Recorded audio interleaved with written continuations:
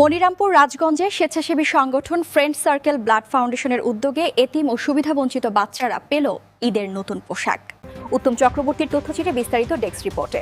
পবিত্র ঈদ উল ফিতর উপলক্ষে যশোরের মনিরামপুর উপজেলার রাজগঞ্জ অঞ্চলের অরাজনৈতিক ও স্বেচ্ছাসেবী সংগঠন ফ্রেন্ড সার্কেল ব্লাড ফাউন্ডেশন FCBF-এর উদ্যোগে 15 মার্চ রোজ রবিবার রাজগঞ্জ মাধ্যমিক বিদ্যালয় প্রাঙ্গণে শতাধিক এতিম ও সুবিধাবঞ্চিত বাচ্চাদের ঈদের নতুন পোশাক বিতরণ করা হয়।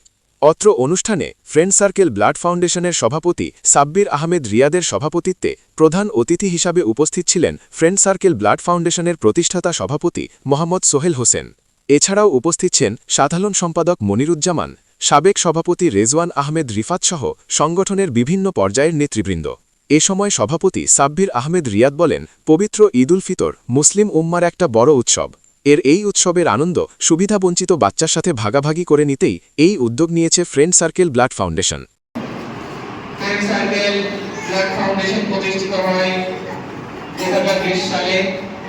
আজ পর্যন্ত 2026 সাল পর্যন্ত রক্তদান, স্বেচ্ছাসেবী, ছাত্রদের কল্যাণ, সমাজের কল্যাণ, রাস্তাঘাট মেরামত।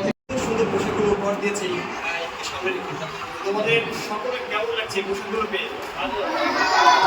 কেমন লাগছে? ভালো লাগছে? তো এই পোশাকগুলো আমরা একটু দেখতে চাই। তোমরা যে যে পোশাক পেয়েছো সকলে একটু হাত উঁচু করে দেখো। পোশাক